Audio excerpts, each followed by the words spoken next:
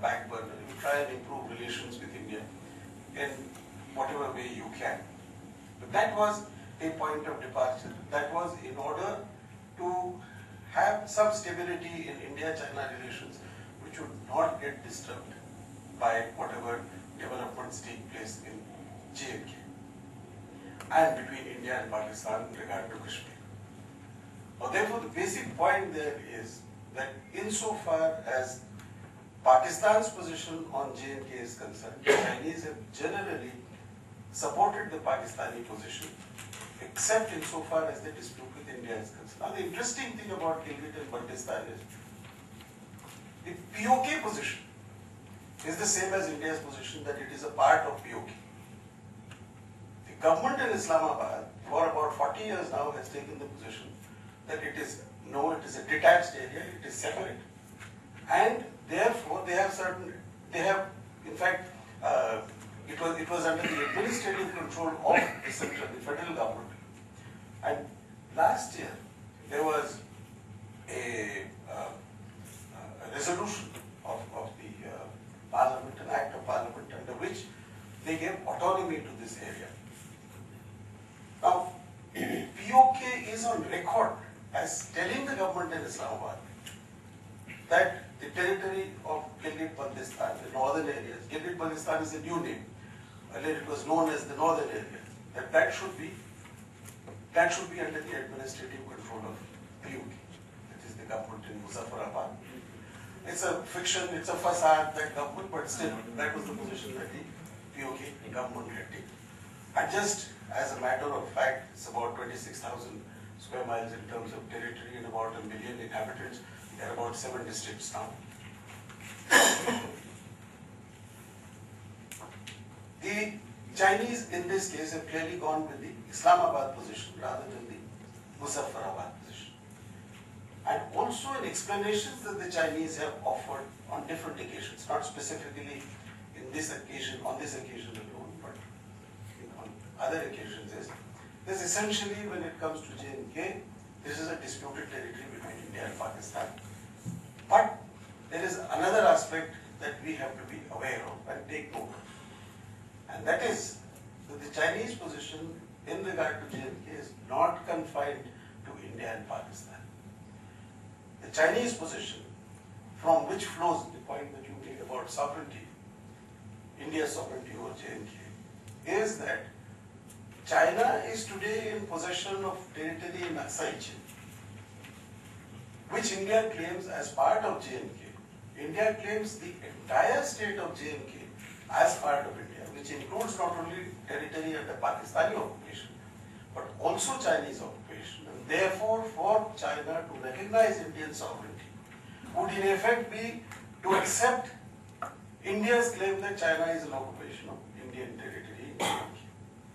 And clearly, this is from the Chinese point of view a very logical position to take. We can't accept that we are in occupation of your territory, and therefore we cannot accept your sovereignty over J&K. That would be the logic of the Chinese position. If you draw a parallel, then it would apply to the Chinese claims in regard to quote-unquote southern Tibet. The difference is that while in the case of J&K and Aksai Chin, it is the official position of the government of India. In the case of southern Tibet, it's so far not the official position of the government of China. So therefore, purely in terms, for want of a better word, let me say, purely technical terms, the Chinese have certain logic, certain consistency in their position. We may disagree, that's a different matter. But there's certain logic and consistency in their position. If we are to approach, taking a parallel example in regard to, let's say, in regard to Arunachal Pradesh and so on, a similarly consistent and logical position, then we will have to see signs when the Chinese government officially moves to call Arunachal Pradesh as Southern Tibet, claim that it is part of Tibet, in a way in which it affects India's actual control. Then at that point, India would be logically and consistently in a position to say, we have difficulties in accepting your sovereignty over Tibet because a part of the territory that is with us, you're claiming that it is part of it. So that's one position that we need to take note of. So it's not simply India-Pakistan. It's also India-China. The Chinese are being clever here, because if they articulate this position too openly, then they get into a direct problem with India on J&K. Whereas, if they keep it as India-Pakistan, then they become kind of neutral, they become kind of, a third umpire, they become kind of somebody who can, as you must have noted in the context of the Obama Uchindao communique that was issued in November following the visit of Obama to China. There's some kind of an overseer role they can play in regard to South Asia and so on. So that is one. And because of that, this visa problem also comes. Of course, the chairman is absolutely right when you give a statement visa. This, by the way, is what used to happen when earlier the Taiwanese used to give visas or the Israeli visas at one point with the Arab countries, etc. You don't want to show on your passport that you have traveled to a certain place or that somebody from there has traveled. And B, it's very obviously a question of whether or not you recognize that this passport, this nationality is an acceptable nationality. Now again, as a matter of fact, we should take note of the fact that in the Indian Passport Act, the passport is no proof of Indian citizenship. It is used as a document by everybody. You go address proof, you ask whether it's a passport, it is no proof in terms of the Indian Passport Act, because the government of India has the power to grant an Indian passport to anybody irrespective of whether or not he is a citizen of India.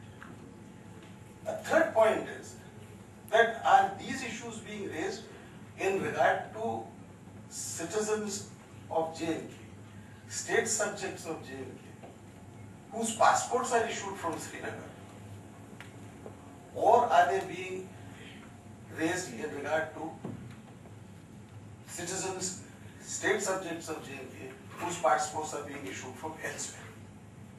As a matter of fact, I do not know if anybody has tried this. Maybe if some of the journalists here can maybe encourage one or the other of your colleagues who is actually a state subject of J&K to obtain a passport from Delhi, Ghaziabad, Noida, Gurgaon, wherever, and then see if the Chinese will give you a stapled visa or a visa stamped on your passport. So this is something again that we have to look into and see what the Chinese are doing. The Chinese position is consistent in this limited sense, that since '63 they have gone along with the position of Islamabad.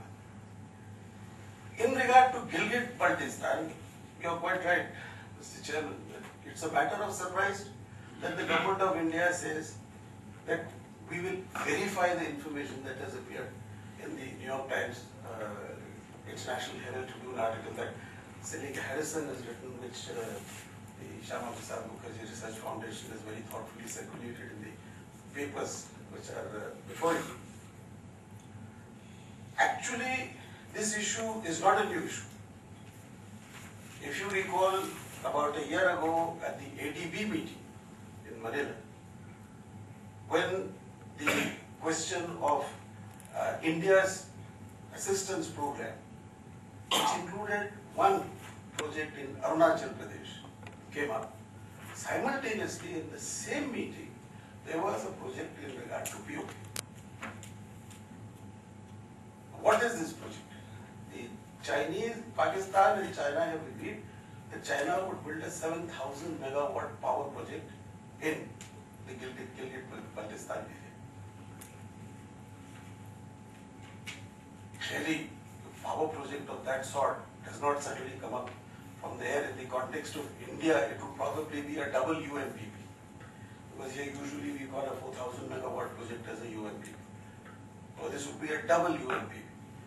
So if the Chinese are going to build that, clearly they would have had to have technicians, engineers, they would have had to have a range of technical people looking at the terrain, looking at the viability of the project, looking at where to site your dams, where to site your turbines, and so on and so forth.